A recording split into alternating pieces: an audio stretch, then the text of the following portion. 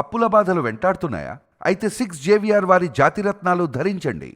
దేశవ్యాప్తంగా సంచలనం సృష్టించిన ధర్మస్థల కేసులో ఒక కీలక ముందడుగు పడింది. తవ్వకాలు జరుగుతూ ఉన్నాయి. ఆ విజిల్ బ్లేయర్, ఆ పారిశుద్ధ్య కార్మికుడు ఎక్కడైతే వందల మహిళల మృతదేహాలను ఇక్కడ నేను ఖననం చేశాను, ఇక్కడే పూడ్చిపెట్టాను అని పోలీసులకు ఇన్ఫర్మేషన్ ఇచ్చాడో, ప్రభుత్వం ఒక సిట్ ఏర్పాటు చేసిందో, సిట్ నేతృత్వంలో ఇప్పుడు తవ్వకాలు జరుగుతూ ఉన్నాయి.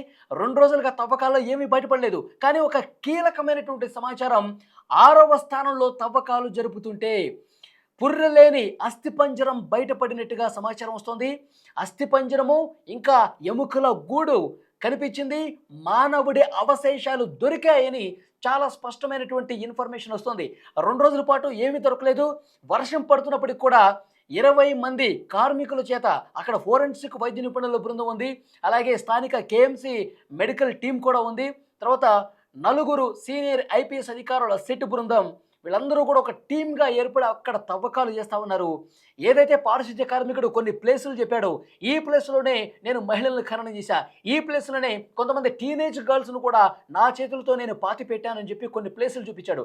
మొత్తం 13 ప్లేసులు మార్కింగ్ చేశారు. నేత్రావతి నది ఒడ్డున అక్కడ అటవీ ప్రాంతంలో ఆ ప్లేసెస్లో మార్కింగ్ చేశారు. ఇక్కడే నేను పాతిపెట్టానని.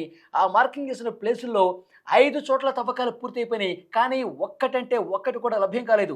నిన్న తవ్వకాలు జరిపినప్పుడు ఒక లక్ష్మి అనే మహిళకు సంబంధించిన పాన్ కార్డు, కొన్ని ఏటీఎం కార్డులు, కొన్ని గుర్తింపు కార్డులు, అలాగే ఎరుపు రంగు జాకెట్ ఒకటి కనిపించింది. తర్వాత ఈ గుర్తింపు కార్డులు కనిపించినాయి. కానీ మానవుల సంబంధించిన అస్థిపంజరం కానీ అవశేషాలు కానీ ఏది కూడా బయటపడలేదు. అంటే వీటిని, ఈ గుర్తింపు కార్డులు, ఈ జాకెట్టు, వీటిని పరిగణలోకి తీసుకుని ఇవి చనిపోయిన వాళ్ళవి అయి ఉంటాయని చెప్పి మనం ఎక్కడ భావించాల్సినటువంటి అవసరం లేదు. ఇవి వర్షాలకు వరదలకు అట్లా కొట్టుకుంటూ వచ్చి ఉండొచ్చు అని చెప్పి పోలీసులు కూడా లైట్గా తీసుకున్నారు. కానీ ఈరోజు అంటే గురువారం రోజు ఎప్పుడైతే 6వ స్పాట్లో 6వ ప్లేస్లో తవ్వకాలు మొదలుపెట్టారో, ఆ తవ్వకాలు చేస్తున్న కొద్దిసేపటికే అస్థి పంజరాల గూడు కనిపించింది. దానికి పుర్రె లేదు. ఇక సిట్ అధికారులు చాలా ఉత్కంఠ రేపినటువంటి అంశంగా దీన్ని చూస్తూ ఉన్నారు. ఎందుకంటే ఆ అవశేషాలన్నీ కూడా ఫోరెన్సిక్ నిపుణులు దాన్ని భద్రపరిచారు. ఇంకా 13వ ప్లేస్ వరకు తవ్వుకుంటూ పోవాలి. 6వ ప్లేసులోనే ఈ స్థాయిలో అస్థి పంజరాల గూడు కనిపించేసరికి అక్కడున్న వాళ్ళందరూ కూడా షాక్ అయిపోయారు. అప్పుడు పారిశుద్ధ్య కార్మికుడు చెప్తా ఉన్నాడు, చూశారా, ఇన్ని రోజులు నన్ను అనుమానంగా చూశారు, నేను అవాస్తవాలు చెప్తున్నానేమో అనుకున్నారు, నేను అబద్ధాలు చెప్తున్నానేమో, నాకు మైండ్ దొబ్బింది అనుకున్నారు అందరూ. కానీ నేను వాస్తవాలు చెప్తున్నట్టుగా నేను నా చేతులతో 100 మందికి పైగా మహిళల్ని, టీనేజ్ గర్ల్స్ మృతదేహాల్ని, వాళ్ళ మీద అత్యాచారం జరిగి చాలా దారుణంగా చంపేసినటువంటి ఆనవాళ్ళు నేను గుర్తించాను. ఇక్కడ ఇన్ని నేరాలు జరిగినాయి, ఘోరాలు జరిగినాయి అని చెప్తుంటే ఎవరు కూడా నమ్మని పరిస్థితుంది. ఈ అస్థి పంజర అవశేషాలు మానవుల అవశేషాలు అని చెప్పి మీరే అంటున్నారు.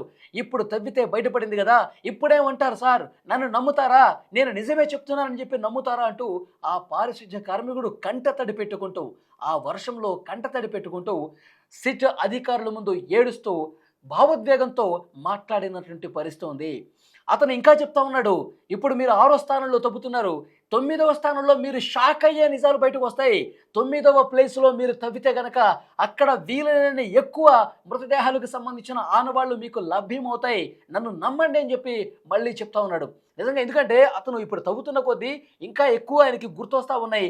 9వ ప్లేసు ఈ స్పాట్లోనే నేను ఎక్కువ పాతి పెట్టాను సార్, నాకు గుర్తొస్తోంది. ఇప్పుడు చాలామంది మహిళలు వ్యవస్థలను చేసి చాలా దారుణంగా లైంగికంగా దాడి చేసి గొంతు కోసి చంపినటువంటి ఆనవాళ్లతో అవి ఉంటాయి.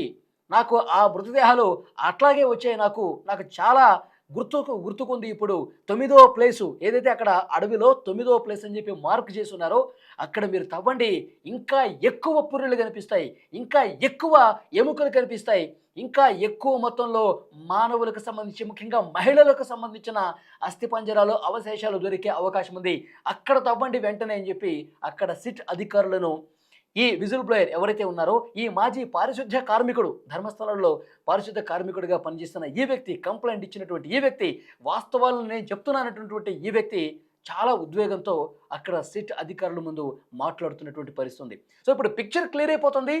అక్కడ ధర్మస్థలలో 2012లోనే సంచలనాత్మక కేసు ఒకటి నమోదైందండి. అక్కడ ఒక యువతిని చాలా దారుణంగా అత్యాచారం చేసి చంపేశారు. ఆ కేసుకు సంబంధించి ఇంకా అతీగతి లేదు. ధర్మస్థలని దర్శించుకునే ప్రతి ఒక్కరు కూడా, ఎందుకంటే పాపం ఆ యువతికి సంబంధించిన ఒక గుడిలాగా కట్టి పూజలు చేస్తున్న పరిస్థితుంది. వారి తల్లిదండ్రులను ధర్మస్థలకు వచ్చే పర్యాటకులందరూ కూడా, భక్తులందరూ కూడా ఆ కుటుంబాన్ని పరామర్శించి మీకు న్యాయం జరగాలని ఇప్పటికీ కోరుకుంటారంటే ధర్మస్థలలో జరిగినటువంటి అన్యాయాలు, దుర్మార్గాలు, దారుణాలు ఏ పాటివనేది కూడా ఇప్పుడు అందరికీ అర్థమవుతుంది. అంటే ఇట్లా పుణ్యక్షేత్రాల మాటున ధర్మం పేరుతో ఇలాంటి దారుణమైనటువంటి ఘటనలు జరిగాయా? ధర్మస్థలానికి దేశవ్యాప్తంగా ఎంతో మంచి పేరుంది. నలుమూలల నుంచి దేశంలో చాలా రాష్ట్రాల నుంచి ధర్మస్థలకి వస్తూ ఉంటారు. శ్రీ మంజునాథుడిని దర్శించుకుంటూ ఉంటారు. ఇక్కడ కాలం గడిపితే, ఇక్కడ కొన్ని రోజులు దైవ సన్నిధిలో ఉంటే మనసు ప్రశాంతంగా ఉంటుందని చెప్పి లక్షలాదికి వస్తారు. కానీ ఇక్కడ ఇన్ని దారుణాలు జరిగాయా? అతను చెప్తా ఉన్నాడు, ఆ పారిశుద్ధ్య కార్మికుడు 1995 నుంచి 2014 వరకు కొన్ని సంవత్సరాలుగా నేను ఇక్కడ పారిశుద్ధ్య కార్మికుడిగా పనిచేసినప్పుడు చూడనటువంటి, అసలు అక్కడ ఎన్ని దారుణాలంటే అన్ని దారుణాలు చూశాను. నా నోరు మూయించారు. ఇక నేను చావటం ఇష్టం లేక లిటరల్గా చంపేస్తామని బెదిరించారు నన్ను. అందుకనే నోరు మూసుకొని నేను అక్కడ పనిచేసిన పరిస్థితుంది. వాళ్ళు చెప్పింది చెప్పినట్టుగా, వాళ్ళు ఎక్కడ పూడ్చమంటే, ఏ మృతదేహాన్ని నదిలో పడేయమంటే, ఏ మృతదేహాన్ని కాల్చమంటే ఆ విధంగా చేశాను. ఇప్పుడు నేను చేసినటువంటి ఆ పాపాలకు ప్రాయశ్చిత్తం చేసుకోవటానికి ఈరోజు నేను పోలీసుల ముందుకు వచ్చాను, నన్ను నమ్మండి అని చెప్పి ఆ పారిశుద్ధ్య కార్మికుడు చెప్తున్నాడు. ఎందుకంటే ఇప్పుడు ఇంకొక మాట కూడా చెప్తా ఉన్నాడు అతను, ఏదో ఒక రోజు నన్ను చంపేస్తారు, నేను ఇంత ధైర్యంగా ముందుకు వచ్చి మాట్లాడుతున్నాను కాబట్టి నన్ను చంపేస్తారు, కానీ నిజం చావకూడదన్న ఉద్దేశంతో సుప్రీంకోర్టు న్యాయవాదికి నేను ఆల్రెడీ షీల్డ్ కవర్లో ఎవరి నుంచి నాకు బెదిరింపులు వచ్చాయి, ఎవరు ఆ మృతదేహాలను నాకు పంపించేవాళ్ళు, ఎవరు ఆ మృతదేహాలని ఖననం చేయమన్నారు, అన్నీ కూడా నాకు అసలు ఎలాంటి బెదిరింపులు వచ్చాయి, ఈ విషయాలన్నీ కూడా అందులో చాలా స్పష్టంగా సీల్డ్ కవర్లో రాసి పెట్టాను. నా సిగ్నేచర్తో సహా నేను రాసి పెట్టాను. నేను లేకపోయినా, నన్ను చంపేసినా నిజం మాత్రం బతకాలి అనే ఉద్దేశంతో ఇప్పటికే ఆ ఇన్ఫర్మేషన్ ఇచ్చేసిన పరిస్థితుంది. అయితే ఇప్పుడు ఇన్వెస్టిగేషన్ జరుగుతోంది. సిట్ అధికారులు తవ్వకాలు చేస్తున్నారు. ఇప్పుడు అస్థిపంజరాలు అయితే కొన్ని దొరికినాయి. ఇంకా 13వ ప్లేస్ వరకు, అంటే దాదాపు ఇంకా 6 ప్లేసులు తవ్వకాలు జరపాల్సినటువంటి అవసరం ఉంది. ఈ తవ్వకాలు జరుపుతున్న కొద్దీ ఇంకా ఎన్ని పుర్రెలు బయటపడతాయి, ఎన్ని అస్థిపంజరాలు బయటపడతాయి అనేది కూడా ఒక ఉత్కంఠకరమైనటువంటి వాతావరణం అక్కడ కనిపిస్తుంది.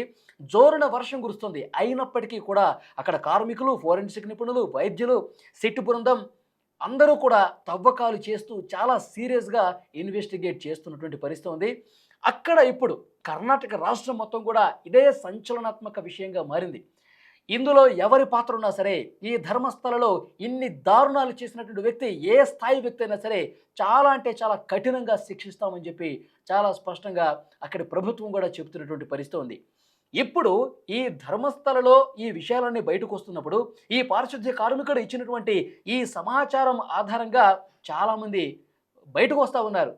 పలానా సంవత్సరంలో మా అమ్మాయి తప్పిపోయింది, మా అమ్మాయి మిస్ అయిపోయింది, మా అమ్మాయిని కూడా ఇదే విధంగా దారుణంగా చంపేసి ఉంటారా, అసలు మా అమ్మాయి ఎటుపోయిందో కూడా మాకు తెలియదు, కనీసం ఇక్కడ తవ్వుతున్నప్పుడు ఏమైనా అస్థిపంజరాలు దొరికితే నేను డిఎన్ఏ టెస్ట్కి సిద్ధంగా ఉన్నాను, ఏమైనా సరిపోలితే ఆ అస్థికలను నాకు ఇవ్వండి అని చెప్పి సుజాత భట్ అనే 70 ఏళ్ల వృద్ధురాలు కూడా తన కూతురు అనన్య భట్ గురించి, మిస్ అయిన అనన్య భట్ గురించి మాట్లాడుతూ కన్నీళ్లు పెట్టుకుంటుందంటే ఇంకా ఈ ధర్మస్థలలో ఎన్ని మిస్టరీలు చోటు చేసుకున్నాయి.